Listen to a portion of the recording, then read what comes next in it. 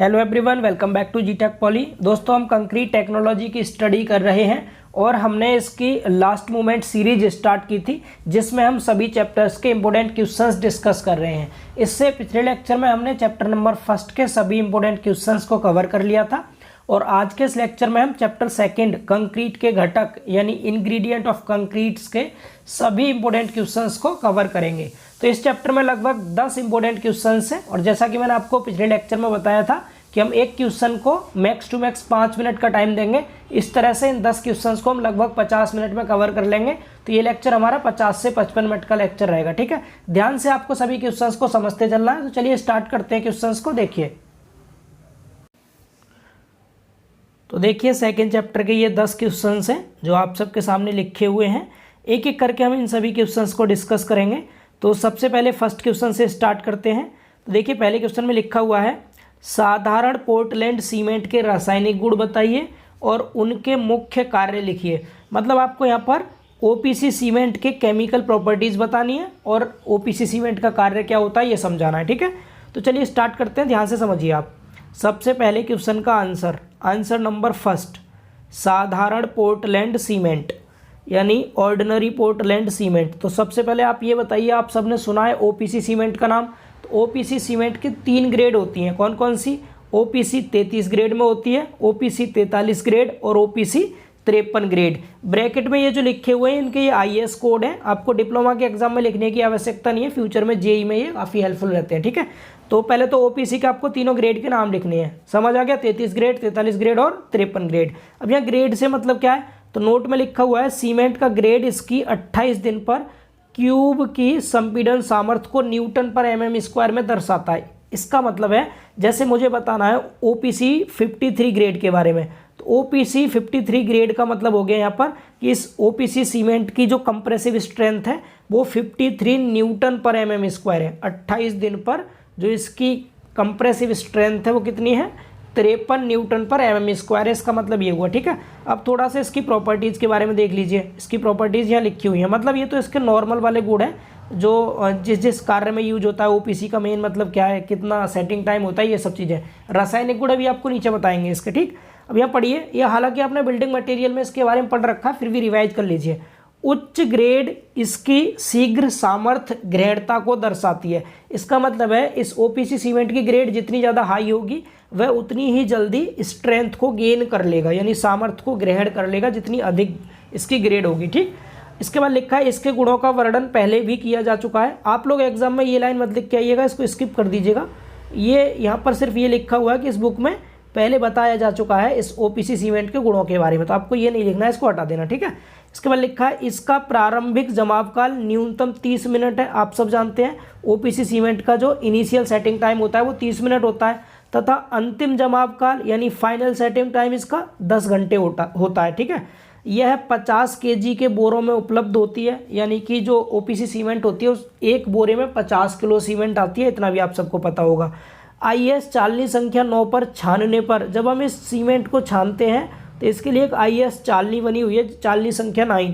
जब हम इस पर छानेंगे इसको तो 10% से अधिक अवशेष नहीं बचना चाहिए। मतलब सपोज आप 100 ग्राम सीमेंट को छान रहे हैं इस आईएस चालनी संख्या 9 पर, तो 100 ग्राम सीमेंट को छानने पर 90 ग्राम सीमेंट पूरी पास हो जानी चाहिए। केवल 10 ग्राम सीमेंट के ऊपर बचनी चाहिए, उससे ज़्यादा नहीं बचनी चाहिए, तब कहेंगे आपकी सीमेंट अच्छी है। ठीक है, इसके बाद देखिए ब्रैकेट परीक्षण द्वारा 3 दिन बाद तनन सामर्थ्य 2 न्यूटन पर mm² तथा संपीड़न सामर्थ्य 11.5 न्यूटन पर mm² से कम नहीं होनी चाहिए, यानी कि इसकी टेंसाइल स्ट्रेंथ और कंप्रेसिव स्ट्रेंथ यहाँ बता रखी है ओपीसी सीमेंट की। आगे लिखा है मैग्नीशिया की मात्रा 5% से अधिक नहीं होना चाहिए। इसमें ओपीसी सीमेंट में मैग्नीशिया यानी MgO जो होता है 5% से अधिक नहीं होना चाहिए। ठीक है, यह सीमेंट सभी सामान्य निर्माण कार्यों जैसे चिनाई करने में, प्लास्टर करने में, टीप करने में, सादा तथा प्रबलित कंक्रीट आदि में इस्तेमाल होती है। ये कौन सी? OPC cement. यहाँ हम इसको यूज करते हैं, इन कार्यों में ये यूज में ली जाती है।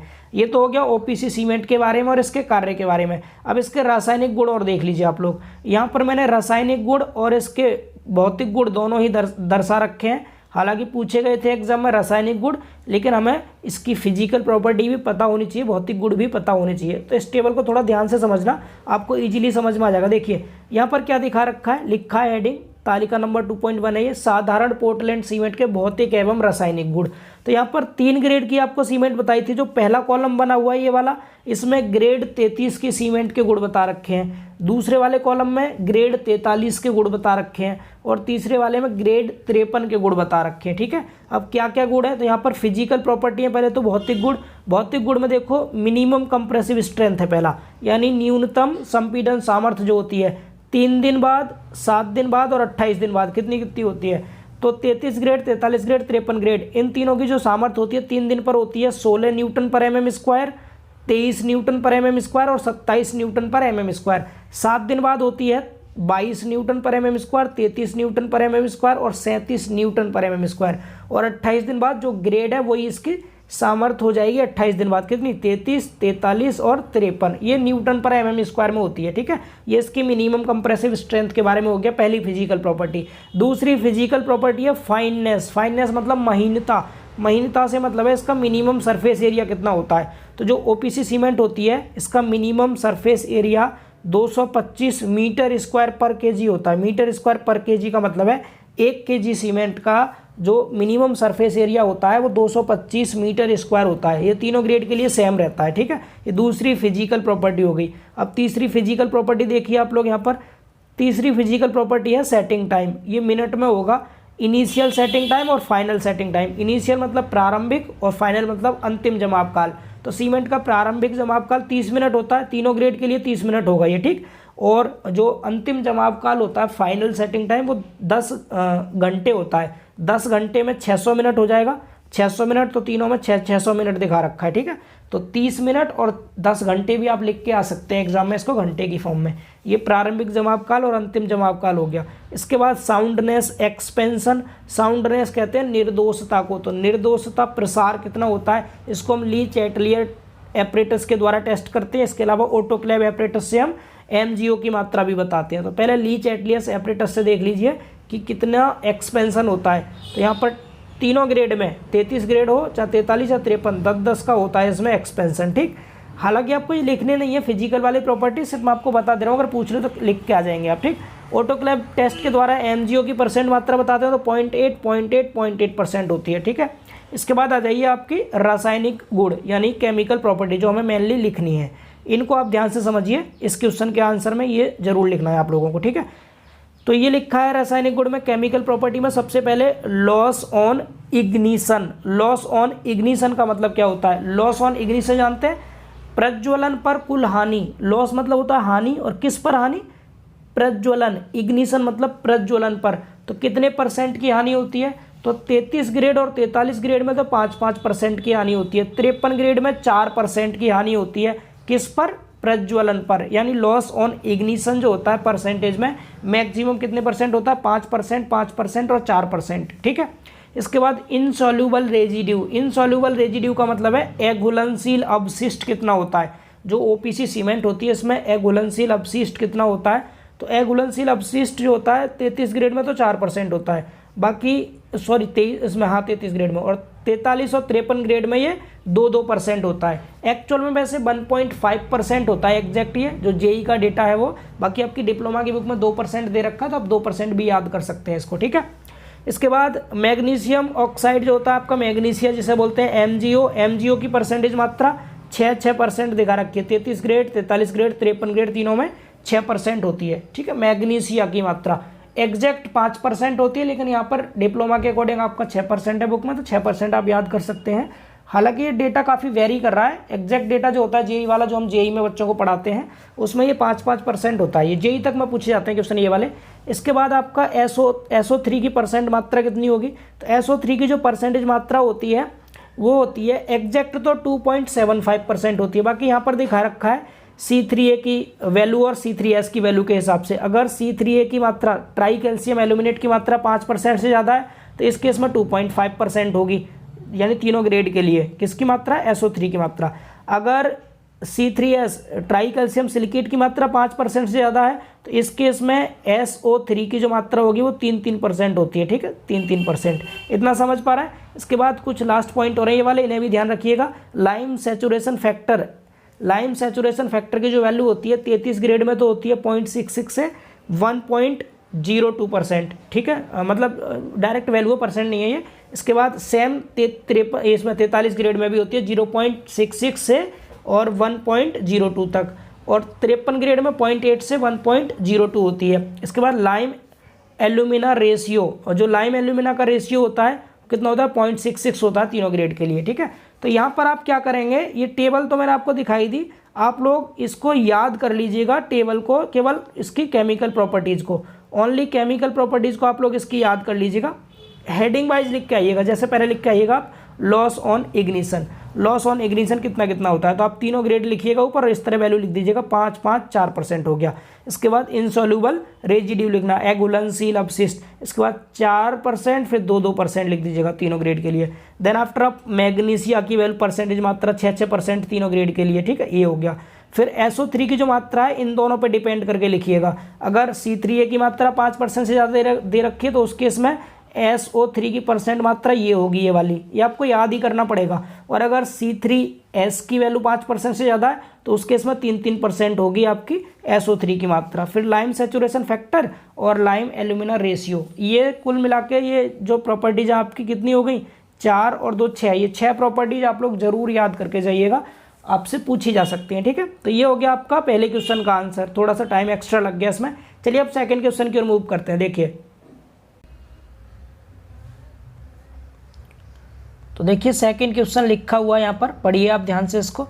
इसमें लिखा है सीमेंट क्लिंकर को पीसते समय इसमें मंदक यानी जिप्सम क्यों मिलाया जाता है, स्पष्ट कीजिए। तो बताइए सीमेंट में जिप्सम क्यों मिलाते हैं। जिप्सम का सिर्फ एक ही काम होता है, ये रिटार्डर का काम करता है सीमेंट में। रिटार्डर मतलब मंदक, यहाँ लिखा भी है हालांकि क्वेश्चन में, ये मंदक का काम करता है, मतलब ये रिएक्शन को धीमा कर देगा। जब हम सीमेंट में पानी मिलाएंगे तो सीमेंट में पानी मिलाने के बाद सीमेंट जल्दी सेट ना हो, इसके लिए हम इसमें जिप्सम मिला देते हैं ताकि रिएक्शन धीमे धीमे हो, ठीक है। तो लिखा है जिप्सम के बारे में, यह सीमेंट के आरंभिक जमाव काल को बढ़ाता है। आरंभिक कह दो या प्रारंभिक जमाव काल कह दो आप, ठीक है। इसको इंग्लिश में बोलते हैं initial setting time. Gypsum initial setting time को बढ़ा देता है सीमेंट के। अब इससे क्या फ़ायदा होगा, जिससे सीमेंट कंक्रीट को तैयार करने, मौके पर ले जाने, बिछाने व कूटने के लिए पर्याप्त समय मिल जाता है। बोलिए समझ पा रहे हैं इतना सभी, ठीक है। जिप्सम का काम समझ आ गया। जिप्सम क्या करेगा, इसके प्रारंभिक जमाव काल को बढ़ा देगा। बढ़ाने का मतलब सीमेंट जल्दी से सेट नहीं होगा, और सेट नहीं होगा तो सीमेंट जो हमें फील्ड पे वर्क करना है वो हम आसानी से कर पाएंगे, हमें पर्याप्त समय मिल जाएगा। सीमेंट कंक्रीट को तैयार करने के लिए, मौके पर ले जाने के लिए, बिछाने व कूटने के लिए पर्याप्त समय मिल जाता है। इतना सा क्वेश्चन था, सिर्फ ये 2 नंबर में पूछा जा सकता है, इसको याद रखिएगा आप लोग, ठीक है। जिप्सम क्यों मिलाया जाता है, क्लियर हो गया। अब चलिए अगला क्वेश्चन देखते हैं, क्वेश्चन नंबर 3। क्वेश्चन नंबर 3 को पढ़िए, इसमें क्या लिखा है। क्वेश्चन नंबर 3 में लिखा है मिश्र मिलावे से आप क्या समझते हैं। ये 2006 के पेपर में पूछा गया था। मिश्र मिलावा, ऑल इन एग्रीगेट। तो मिश्र मिलावे के बारे में पढ़िए आप लोग। देखिए क्या लिखा है इस आंसर में, मिश्र मिलावा हेडिंग लिखी हुई है, ऑल इन एग्रीगेट इंग्लिश में बोलते हैं इसे। कभी कभी प्राकृतिक रूप से मिश्र मिलावा भी प्राप्त होता है, जिसमें महीन व मोटे दोनों मिलावे के कण होते हैं। तो मिश्र नाम से ही पता चल रहा है, मिश्र मतलब जिसमें मिक्स पार्टिकल हो, इसमें मोटे मिलावे भी हो और महीन मिलावा भी हो, मतलब जो आपका बालू है उसके भी पार्टिकल हो और बजरी और गिट्टी होती है उसके भी पार्टिकल हो, तो इसको मिश्र मिलावा कह देंगे। नाम से ही पता चल रहा है हमें। तो पढ़िए फिर से, कभी कभी प्राकृतिक रूप से मिश्र मिलावा भी प्राप्त होता है, जिसमें महीन तथा मोटे दोनों मिलावे के कण मिले होते हैं। मिश्र मिलावे को आवश्यक अनुपात का बनाने के लिए इसमें आवश्यकता अनुसार महीन या मोटे मिलावे को मिला दिया जाता है। साधारणतः मिश्र मिलावे का प्रयोग उत्तम प्रकार की कंक्रीट बनाने में नहीं किया जाता। क्यों नहीं किया जाता? क्योंकि प्रॉपर अनुपात में इसमें महीन और मोटे मिलावे नहीं होते। हालांकि हम उसका रेशियो प्रॉपर करने के लिए अपनी तरफ से जिसकी कमी होती है वो मिला देते हैं। सपोज डेट इसमें अगर मोटे मिलावे की कमी होगी तो मोटा मिलावा मिला देंगे अलग से, अगर महीन मिलावे के पार्टिकल कम होंगे तो महीन मिलावा मिला देंगे। लेकिन आपको यहाँ पर पूछा सिर्फ ये गया था कि मिश्र मिलावे से आप क्या समझते हैं, तो समझ गए मिश्र मिलावा जिसमें दोनों तरह के पार्टिकल हों, मोटे मिलावे के भी पार्टिकल हों और महीन मिलावे के भी पार्टिकल हों, तो उस मिलावे को हम मिश्र मिलावा कहते हैं। उम्मीद है आपको ये क्वेश्चन भी समझ में आ गया होगा। अब चौथा क्वेश्चन और बहुत इंपॉर्टेंट क्वेश्चन है ये आपका, चालनी विश्लेषण क्या है समझाइए। तो देखिए इसको समझते हैं। देखिए चालनी विश्लेषण को हम इंग्लिश में सीव एनालिसिस बोलते हैं और ये चालनी विश्लेषण के नाम से भी आ सकता है, इसके अलावा ये सूक्ष्मता मापांक नाम से भी आ सकता है, फाइननेस मॉडुलस यानी सूक्ष्मता मापांक। एक्चुअल में हम चालनी विश्लेषण द्वारा सूक्ष्मता मापांक ही ज्ञात करते हैं। तो ये समझ लीजिए चालनी विश्लेषण का मतलब क्या है। चालनी आप सभी जानते हैं सीव, जिसके द्वारा सीमेंट को या फिर मिलावे को छाना जाता है, तो छानने का जो काम करता है उसे चालनी कहते हैं। ठीक है, अब मिलावे को मानक चालनियों के सेट पर छानने पर, एक्चुअल में होता क्या है, जब हम इसको मिलावे को छानते हैं ना तो हमारे पास चालनियों के अलग अलग सेट होते हैं। सेट का मतलब क्या है, चालनियों के साइज अलग अलग होते हैं। कोई आपकी 80 mm की चालनी हो गई, कोई 40 mm की है, कोई 20 mm की है, कोई 10 mm की है, कोई 4.75 mm की है। तो साइज के हिसाब से इनके अलग अलग साइज के हिसाब से सेट बने होते हैं चालनियों के। तो हम मिलावे को क्या करते हैं, मानक चालनियों के सेट पर छानने पर प्रत्येक चालनी पर रुके हुए मिलावे के संचित प्रतिशत के जोड़ को 100 से भाग देने पर जो संख्या आती है वह मिलावे का सूक्ष्मता मापांक कहलाता है। मतलब क्या है, मतलब ये है कि आपके पास सपोज कीजिए 4 चालनी है, एक सेट में 4 चालनी है, पहली चालनी, दूसरी चालनी, तीसरी चालनी और चौथी चालनी, इस तरह। और ये अलग अलग साइज की है, मानक चालनियों के सेट हैं जो अलग अलग साइज के हैं। सपोज पहली 80 mm की है, फिर 40 mm, फिर 20 mm, फिर 10 mm की, इस तरह चालनी थी। आपने क्या किया, मिलावे को इसके ऊपर छाना, और जब मिलावे को छानेंगे तो उसके ऊपर कुछ ना कुछ अवशेष बचा रह जाएगा छानने के बाद। तो जो अवशेष इन चारों चालनियों पर, चारों या जितनी भी हो सेट में, उन सब पे जो रह जाता है उन सभी को हम जोड़ लेते हैं और जोड़ के उसको 100 से भाग कर देते हैं। उसके बाद हमें जो संख्या मिलती है उसको हम कहते हैं सूक्ष्मता मापांक। समझ पा रहे हैं, सूक्ष्मता मापांक कहते हैं, इसे चालनी विश्लेषण भी कहते हैं। तो चालनी विश्लेषण आप सबको समझ में आ गया। इसके बाद आगे देखिए, आगे क्या लिखा है इसमें, आगे पढ़िए। आगे लिखा हुआ है, चालनी विश्लेषण के लिए मिलावे के कणों के आधार पर पर्याप्त मात्रा में महीन व मोटा मिलावा लिया जाता है। मतलब एक निश्चित वैल्यू, मतलब एक निश्चित मात्रा में हम महीन मिलावा और मोटा मिलावा ले लेते हैं, जिसका कि हम चालनी विश्लेषण करते हैं। अब मिलावे का श्रेणीकरण मानक चालनियों के सेट से पारित होने व रुकने वाले अंश के भार के प्रतिशत में दर्शाया जाता है। अब यहाँ इस लाइन को दोबारा समझिए, मिलावे का श्रेणीकरण, श्रेणीकरण मतलब होता है ग्रेडिंग, किस किस ग्रेड का मिलावा है हमारा। तो जो मिलावा हमारा ग्रेडिंग जब हम करते हैं मिलावे की, तो वो किस आधार पर करते हैं हम, चालनी जो हमारी मानक चालनियाँ थी, अलग अलग सेट मानक चालनियों के, उनसे होकर के जो मिलावा हमारा पारित हो गया या फिर ऊपर रुक गया चलनी के ऊपर, या तो चलनी से पास हो गया, चलनी के ऊपर रुक गया, उसके जो भार होता है उन भार की हम प्रतिशत मात्रा के रूप में इसके ग्रेड बता देते हैं कि मिलावे के ग्रेड क्या क्या है। ठीक है, समझ पा रहे हैं। अब आगे पढ़िए। और निचले क्रम के बाद यहाँ देखिए, निचले क्रम की ओर जाने पर चालनियों में वर्गाकार छिद्र का माप इससे निचली चालनी से 2 गुना होता है। इसका मतलब क्या, ध्यान से सुनिए, इसको फिर से रीड कीजिए। निचले क्रम में, जैसे हम ऐसे नीचे की ओर आ रहे हैं इस तरह से, तो हमारी यहाँ पर चालनी लगी होती है। जैसे पहली चालनी है लगा दी, दूसरी लगा दी, तीसरी लगा दी, और नीचे यहाँ पर चौथी, ऐसे 4 चालनी लगी हुई है। तो ऊपर से जब हम नीचे आएंगे तो यहाँ लिखा है चालनियों में वर्गाकार छिद्र का माप इससे निचली चालनी से 2 गुना होता है। निचली चालनी से 2 गुना होने का मतलब क्या है, जैसे पहली चालनी है सपोज इस पर 80 mm हो गया, तो ये जो 80 mm है इससे नीचे वाली जो चालनी होगी दूसरे नंबर पर उससे 2 गुना होगा। सपोज ये 40 mm है, फिर ये 40 है, तभी तो आपका पहली वाली चालनी का उससे नीचे वाली चालनी से 2 गुना हुआ। ये वाला फिर कितना होगा, 20 mm हो जाएगा, 20 mm इसका साइज। इससे नीचे वाली का साइज कितना होगा, फिर इससे नीचे वाली का साइज 10 mm हो जाएगा। तो अब इस लाइन को पढ़ेंगे तो आपको इजीली समझ में आएगा। देखिए क्या लिखा है, नीचे की ओर जाने पर चालनियों में वर्गाकार छिद्र का माप इससे निचली चालनी से 2 गुना होता है। जैसे 80 mm की चालनी है तो इसका साइज इससे नीचे वाली चालनी से 2 गुना है। 40 mm की का साइज इससे नीचे वाली से 2 गुना है। 20 mm का साइज जो है ये इससे नीचे वाली से 2 गुना है। तो ये यहाँ पर लाइन कहना चाह रहा था। ठीक है, अब आप इसको दोबारा से नीचे पढ़िए और क्या लिखा है इसमें, मैं जो बता रहा था वही वाले साइज भी दे रखे हैं। मोटे मिलावे के लिए 80 mm, 40 mm, 20 mm, 10 mm व 4.75 mm की IS चालनियों का सेट, और महीन मिलावे के लिए 2.36 mm, 1.18 mm, 600 माइक्रोन, 300 माइक्रोन और 150 माइक्रोन IS चालनियों के सेट का प्रयोग किया जाता है। ये चालनियों के साइज हो गए। मोटे मिलावे के लिए कौन कौन सी साइज की चालनी होती है? 80 mm, 40 mm, 20 mm, 10 mm और 4.75 mm। और महीन मिलावे के लिए 2.36 mm, 1.18 mm, 600 माइक्रोन, 300 माइक्रोन और 150 माइक्रोन की IS चालनियों का सेट यूज किया जाता है। उम्मीद है आपको ये समझ आया होगा। PDF भी आपको देंगे, PDF से आप एक बार और रिवाइज कीजिएगा तो आपको ये सब कुछ अच्छे से याद हो जाएगा। ठीक है, चलिए अब ये क्वेश्चन भी हमारा कंप्लीट हो गया। अब क्वेश्चन नंबर 5 को देखिए, 5 क्वेश्चन। ये तो बहुत इंपॉर्टेंट है, कई बार एग्जाम में पूछा गया है। देख लीजिए कितनी बार आया है पेपर में, इसको अच्छे से रट के जाइएगा। ठीक है, देखिए तो पढ़िए इस क्वेश्चन में क्या लिखा है। इसमें लिखा हुआ है बालू का स्थूलीकरण क्या होता है, इसको ज्ञात करना क्यों आवश्यक है, स्पष्ट कीजिए। देखिए बहुत बार आया है एग्जाम में ये। तो बालू का स्थूलीकरण कह दीजिए या फिर बालू का फूलना कह दीजिए। स्थूलीकरण मतलब होता है फूलना। ठीक है, इंग्लिश में इसको हम वल्किंग ऑफ सैंड कहते हैं, बालू का फूलना। अब बालू का फूलना आप सबने देखा है, जब हम बालू में पानी मिलाते हैं तो वो फूलने लगता है, लेकिन एक निश्चित मात्रा तक पानी मिलाएंगे तभी बालू फूलेगी, उसके अलावा आयतन फिर घटने लग जाता है। तो इसी के बारे में समझते हैं। देखिए पढ़िए, लिखा है इसमें महीन मिलावा। बालू हमारा महीन मिलावा होता है, तो महीन मिलावा बालू में मुक्त जलांश की उपस्थिति होने के कारण, मुक्त जलांश मतलब फ्री वाटर की उपस्थिति होने के कारण इसका आयतन बढ़ जाता है, जिसे बालू का फूलना कहते हैं। मतलब महीन मिलावा जो बालू होती है, इसमें जो हमारा फ्री वाटर उपस्थित रहता है उसके कारण बालू का आयतन बढ़ जाता है, और बालू का आयतन के बढ़ने को ही हम कहते हैं बालू का फूलना।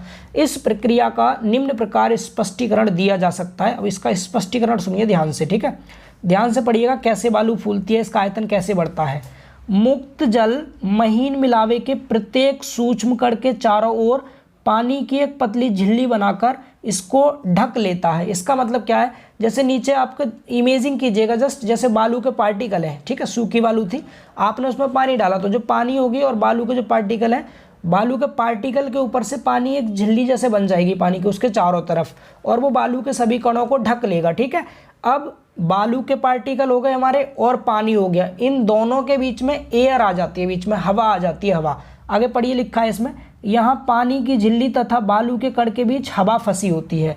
और जब हवा आ गई तो आपको समझ आता है हवा के बीच एक हवा है और दूसरा पानी है, तो इन दोनों के इंटरफेस पर सरफेस टेंशन कार्य करने लगता है, पृष्ठ तनाव। ठीक है, तो बालू के कण के बीच हवा फंसी होती है तथा पृष्ठ तनाव के कारण प्रत्येक कण दूसरे कण से दूरी बनाए रखता है।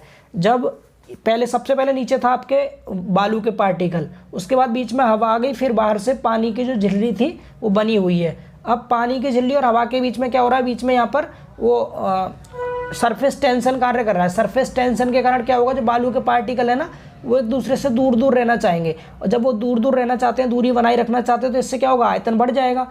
तो लिखा है यहाँ पर, दो कणों के बीच यह अंतराल कणों के आकार तथा जलांश की मात्रा पर निर्भर करता है। इस प्रकार कणों का आपस में कोई स्पर्श नहीं रहता और बालू का आयतन बढ़ जाता है। सिंपल शब्दों में लिख के आइएगा आपके, बालू का आयतन कैसे बढ़ता है। तो जो बालू के कण होते हैं उसके चारों तरफ पानी की पतली सी झिल्ली बन जाती है, उसके बीच में हवा फंस जाती है, हवा के कारण सरफेस टेंशन कार्य करने लगता है, और सरफेस टेंशन की वजह से जो पार्टिकल्स है वो दूर दूर बने रहना चाहते हैं, वो एक दूसरे को स्पर्श नहीं कर पाते, जिसके कारण उसका आयतन बढ़ जाता है। इतना लिख दीजिएगा सिंपल। ठीक है, इस आयतन के बढ़ने की तो हमें समझाना था कैसे बढ़ता है। अब यहाँ थोड़ा सा और पढ़ लीजिए, इसको क्या लिखा है आगे देखिए ध्यान से। यहाँ यह बात ध्यान देने योग्य है कि बालू का फूलना जलांश की एक निश्चित मात्रा तक ही होता है। निर्धारित सीमा से अधिक पानी उपस्थित होने पर बालू के आयतन में कमी हो जाती है। मतलब एक निश्चित मात्रा तक, आप 4 से 5% तक पानी मिलाएंगे तब तो उसका आयतन बढ़ेगा, और अगर आप और ज़्यादा मात्रा में पानी मिलाएंगे ना तो फिर आयतन धीरे धीरे घटने लगता है। कैसे घटने लगता है, जब आपने एक जितनी पानी की आवश्यकता थी बालू के पार्टिकल को सैचुरेट करने के लिए, संतृप्त करने के लिए, उतना पानी आपने दिया, तब तक तो उसने सोखता रहा, वो फूलता रहा बालू। ठीक, और जब उसको जितना पानी चाहिए था उतना मिल गया, संतृप्त हो गई बालू, उसके बाद भी अगर आप उसको और पानी प्रोवाइड कर रहे हैं तो फिर पानी और बालू जो है वो नीचे बैठने लग जाता है और आयतन कम हो जाता है इसका।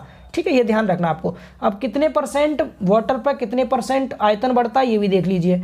जब बालू में जलांश 5 से 6% यानी भार में होता है, वेट के अनुसार, टोटल जितना वेट है उसका 5 से 6% अगर पानी है तो बालू 20 से 40% तक फूल जाता है। यानी पानी की मात्रा 5 से 6% है तो बालू कितना फूलेगा, 20 से 40% तक फूलता है। इससे अधिक जलांश पर जब बालू पूर्ण संतृप्त हो जाता है तो इसका फूलना घटने लगता है, फिर अब नहीं फूलेगा ये। अगर पूरी तरह सैचुरेटेड हो गया तो पानी की नीड ना है उसे, फिर भी आप पानी प्रोवाइड करेंगे तो फिर ये फूलेगा नहीं अब, ठीक है। और 12 से 20% जलांश पर बालू का आयतन लगभग उसके शुष्क व असंतृप्त आयतन के बराबर हो जाता है। मतलब अगर आपने 12 से 20% पानी इसको प्रोवाइड कर दिया तो उस केस में इसका जो आयतन होगा पानी के साथ, पानी मिलाने पर आयतन जो होगा वो सूखी बालू का आयतन के बराबर ही रहेगा, ठीक है। आयतन की बात कर रहे हैं यहाँ बेटा, बाहर की बात नहीं कर रहे, वजन तो बढ़ेगा, बाहर की नहीं कह रहे हम। आयतन मतलब कितना जगह वो घेर रहा है, ठीक है, उस आयतन की बात कर रहे हैं यहाँ, कंफ्यूज नहीं होना है। महीन बालू में समान नमी के लिए मोटी बालू की तुलना में वृद्धि अधिक होती है। मतलब आपके पास दो बालू है, एक महीन बालू है, दूसरी मोटी बालू है, आप दोनों में समान नमी प्रोवाइड कर रहे हैं, दोनों में समान मात्रा में पानी मिला रहे हैं, तो जो महीन बालू होती है ना उसके आयतन में मोटी बालू की अपेक्षा अधिक वृद्धि होती है, क्योंकि महीन कणों की प्रति इकाई संख्या अधिक होती है। यानी आप अगर आपने आयतन ले रखा है, सपोज आपने 1 मीटर क्यूब बालू ले रखी है, एक मोटी बालू है, एक महीन कण वाली बालू है, तो महीन कण वाली में ज़्यादा पार्टिकल होंगे, इसीलिए उसके आयतन में ज़्यादा वृद्धि होगी, ठीक है, और इसमें अधिक पानी समा जाता है।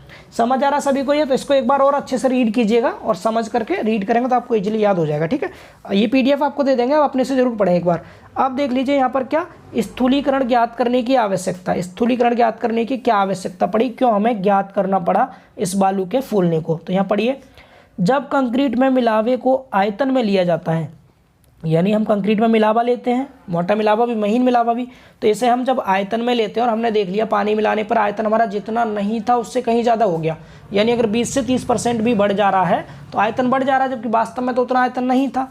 तो हमें करना क्या है, जब कंक्रीट में मिलावे को आयतन में लिया जाता है और बालू नमी के कारण फूला हुआ है, तब तैयार कंक्रीट में बालू की वास्तविक मात्रा कम हो जाएगी। वास्तविक मात्रा बिल्कुल कम हो जाएगी, क्योंकि वो तो बढ़ गया, अब नमी पा करके तो आयतन बढ़ गया, वास्तव में तो आयतन बढ़ा नहीं था, वो तो जलांश के कारण बढ़ गया है, लेकिन एक्चुअल जो आयतन है वो तो कम ही रहेगा, तो इसीलिए कमी हो जाती है। इस कारण तैयार कंक्रीट कम मात्रा में उपलब्ध होगी, और साथ ही कंक्रीट के पृथक्करण की संभावना बढ़ जाएगी।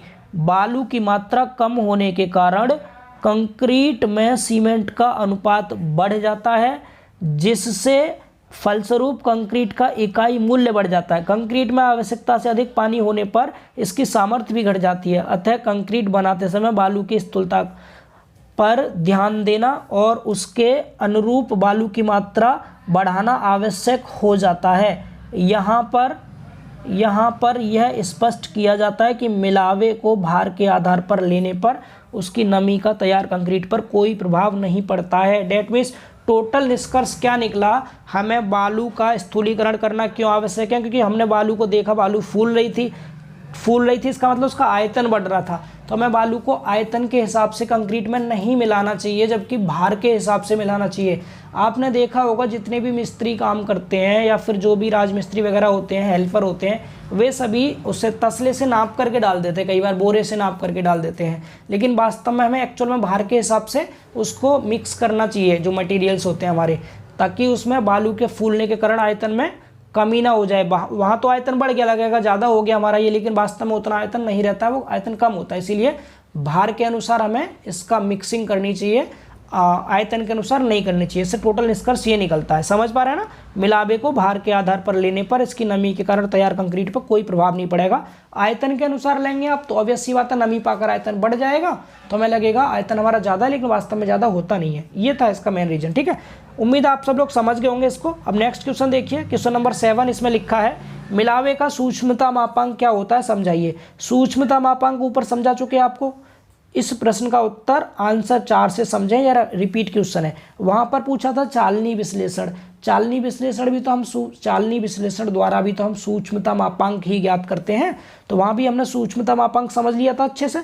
तो आप इसमें जो 7वां क्वेश्चन है, इसमें आप चौथे का आंसर लिख दीजिएगा। आप देख सकते हैं यहाँ पर चौथे क्वेश्चन में भी सूक्ष्मता मापांक ही आपको समझाया गया था, चालनी विश्लेषण या फिर सूक्ष्मता मापांक। बोलिए समझ गए सभी लोग। अब देखिए अगला क्वेश्चन समझते हैं, ठीक। अगला क्वेश्चन हमारा 8वां क्वेश्चन। 8वें क्वेश्चन को रीड कीजिए, ये भी इंपॉर्टेंट क्वेश्चन है, बस ज़्यादा नहीं बचे, अब 2-3 क्वेश्चन है, जल्दी से कवर हो जाएंगे, ठीक है। ध्यान से समझते चलिए। देखिए इसमें लिखा हुआ है महीन एवं मोटे मिलावे का सूक्ष्मता मापांक ज्ञात करने की विधियां समझाइए। मतलब आपको सूक्ष्मता मापांक ज्ञात करने की विधि के बारे में बताना है महीन एवं मोटे मिलावे के लिए। तो आंसर लिखा है महीन एवं मोटे मिलावे का सूक्ष्मता मापांक। पहले तो इसका थ्योरी पार्ट है, थोड़ा सा इसको लिख लीजिए। क्या लिखा है इसमें, प्रोफेसर अवाम ने श्रेणीकरण के आधार पर मिलावे की उपयुक्तता निर्धारण सरल करने के लिए एक नया प्राचल सूक्ष्मता मापांक यानी फाइननेस मॉडुलस सुझाया।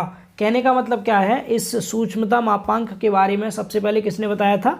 प्रोफेसर अवाम ने बताया था। ठीक है, इसके बाद आगे लिखा है सूक्ष्मता मापांक एक संख्यात्मक मान है। सूक्ष्मता मापांक क्या होता है? एक संख्यात्मक मान होता है, एक नंबर वैल्यू होती है जो संपूर्ण मिलावे के कणों के औसत माप को दर्शाता है। जितने भी तरह के मिलावे हैं, इसमें मिलावे के जो भी पार्टिकल हैं छोटे बड़े सभी साइज के, तो उन सब के एवरेज साइज को दर्शाता है सूक्ष्मता मापांक। ठीक है, आगे देखिए, मिलावा जिस कदर मोटा होगा उसका सूक्ष्मता मापांक उसी क्रम में अधिकतम होगा, जबकि सूक्ष्मता मापांक का निम्न मान मिलावे का महीनपन दर्शाता है। यानी यहाँ पर कहने का मतलब क्या है, सूक्ष्मता नाम से पता चला, सूक्ष्म मतलब होता है महीन यानी कम, तो सूक्ष्मता मापांक की वैल्यू अगर कम होगी तो हम कह देंगे महीन पार्टिकल ज़्यादा है, अगर सूक्ष्मता मापांक की वैल्यू अधिक होगी तो कह देंगे मोटे पार्टिकल इसमें ज़्यादा है। समझ पा रहे हैं ना? तो ये सूक्ष्मता मापांक के बारे में था। अब सूक्ष्मता मापांक ज्ञात करने की जो विधि है वो मैंने आपको आंसर नंबर 4 में समझाई थी।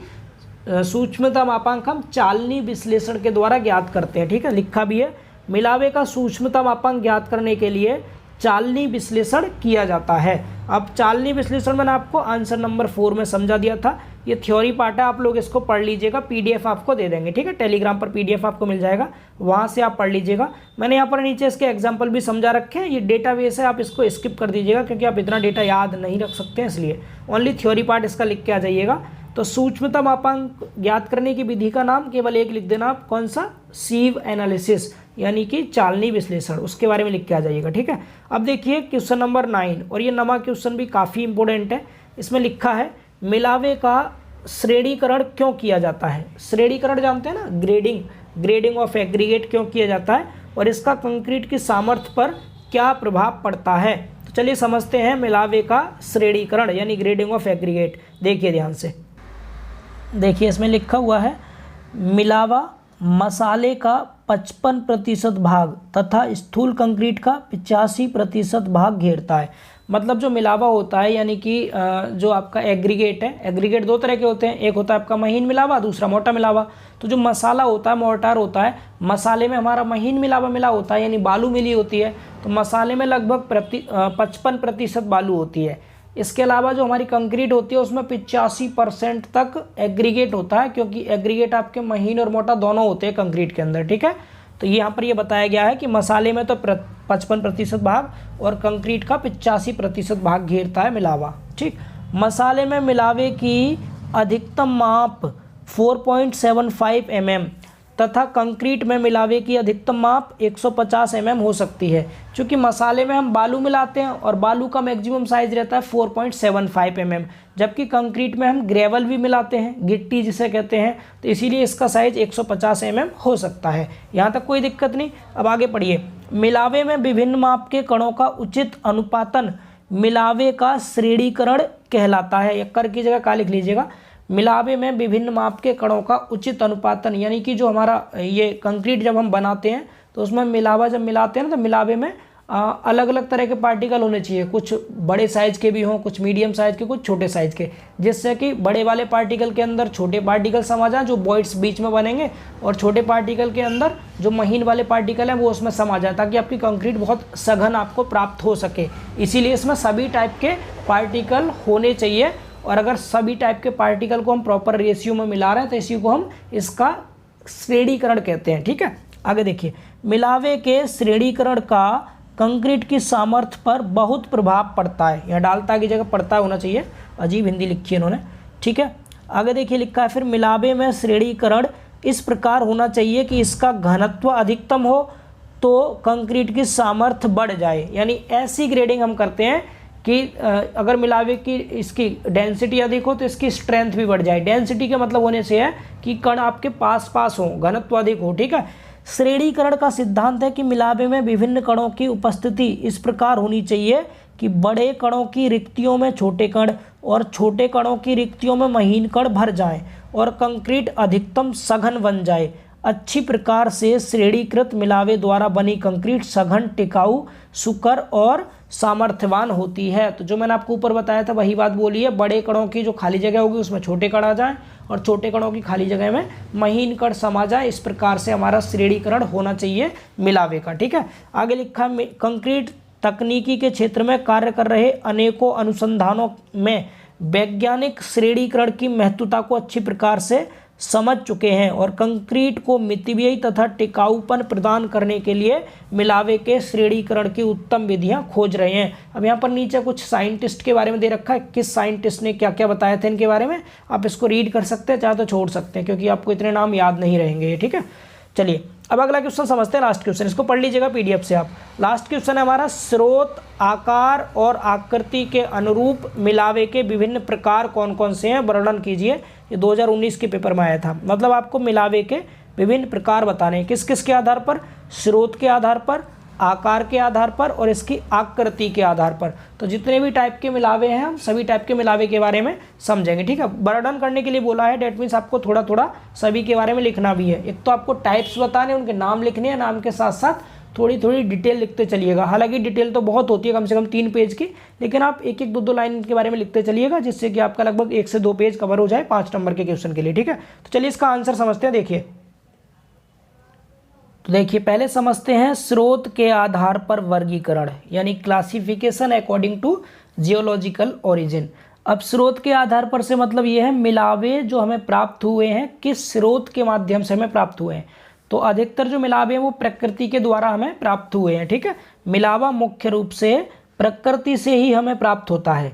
ये कभी कभी प्रकृति के द्वारा ही छोटे आकार में परिवर्तित हो जाते हैं, जैसे ग्रेवल, सिंगल। इन्हें वांछित आकार में कृत्रिम रूप से भी जोड़कर बनाया जा सकता है, अतः मुख्य रूप से इन्हें 2 भागों में बांटा जा सकता है। यानी स्रोत के आधार पर वर्गीकरण किया हमने मिलावे का, तो ये 2 टाइप के हुए, पहला प्राकृतिक और दूसरा कृत्रिम, नेचुरल और आर्टिफिशियल। तो पहले समझते हैं नेचुरल के बारे में, उसके बाद फिर आर्टिफिशियल के बारे में समझ लेंगे। देखिए नेचुरल के बारे में लिखा हुआ है, ये मुख्य रूप से प्रकृति में रेत एवं बजरी के ढेर जो नदियों में पाए जाते हैं से प्राप्त होते हैं। कहाँ से प्राप्त होते हैं, रेत और बजरी के ढेर से प्राप्त होते हैं, जो नेचुरल वाले होते हैं। कभी कभी बड़े पत्थरों को तोड़कर भी इन्हें बनाया जाता है।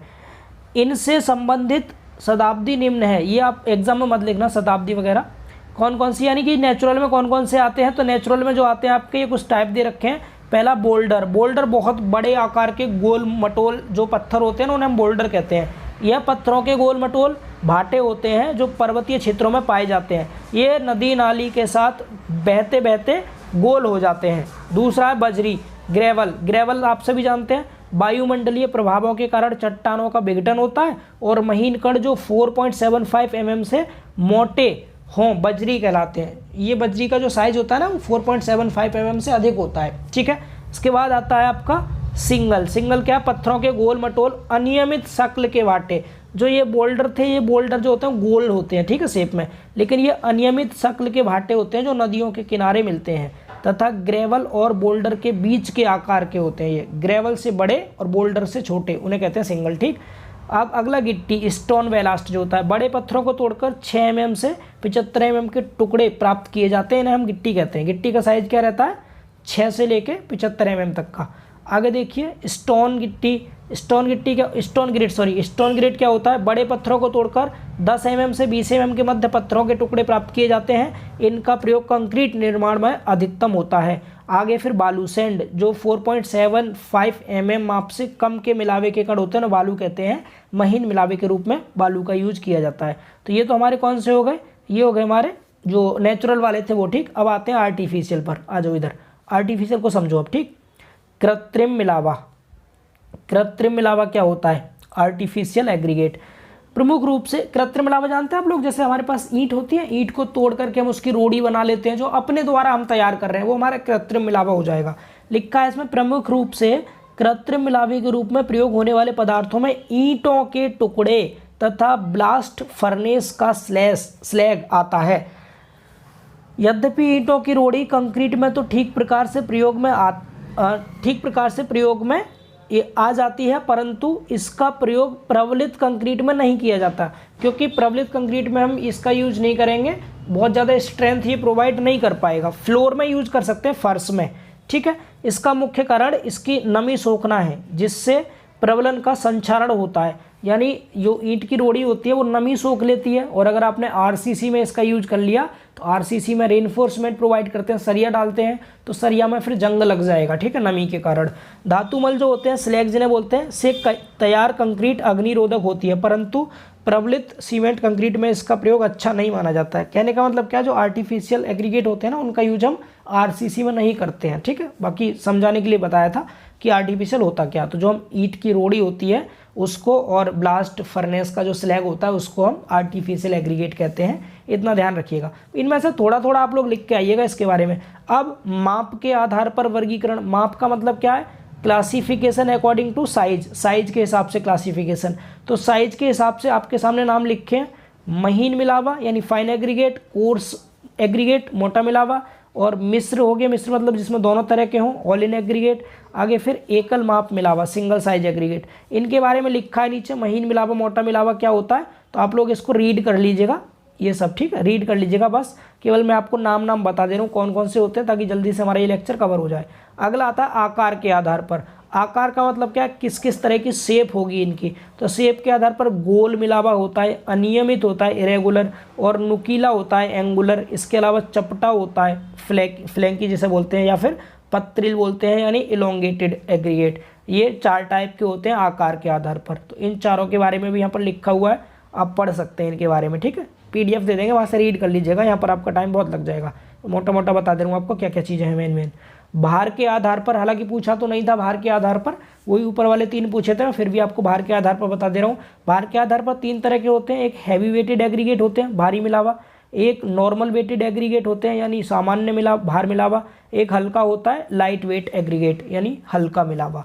3 तरह के ये हैं। इन तीनों के बारे में भी यहाँ पर दे रखा है, तो आप यहाँ भी लिख सकते हैं इनके बारे में, ठीक है। ये डिटेल में आप चाहें तो पढ़ लीजिएगा इनके बारे में, बाकी आवश्यकता नहीं है, सिर्फ नाम लिख दीजिएगा, काफ़ी है। नाम से ही आपका कम से कम 1 पेज भर जाएगा, इतना टाइप है। एक लाइन फिर भी लिखना चाहे तो आप लिख लीजिएगा। तो ये हमारा पूरा चैप्टर कंप्लीट हो चुका है।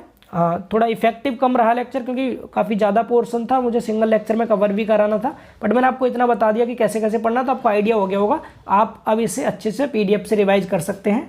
तो चलिए फिर इस लेक्चर में इतना ही रखते हैं। अब इसके बाद अगले लेक्चर में हम तीसरे चैप्टर से आगे कंटिन्यू करेंगे। आगे के चैप्टर छोटे छोटे हैं, तो उनको मैं पूरा डिटेल में आपको अच्छे से समझाता चलूँगा साथ साथ क्वेश्चंस के माध्यम से, ठीक है। तो मिलेंगे बहुत जल्द अगले लेक्चर में, तब तक के लिए bye bye, take care. PDF के लिए आप लोग एप्लीकेशन इंस्टॉल कर लेना प्ले स्टोर से, GTech Poly नाम से, वहाँ स्टडी मटेरियल में जाके PDF डाउनलोड कर लीजिएगा, ठीक है। तो मिलेंगे बहुत जल्द, बाय बाय, टेक केयर।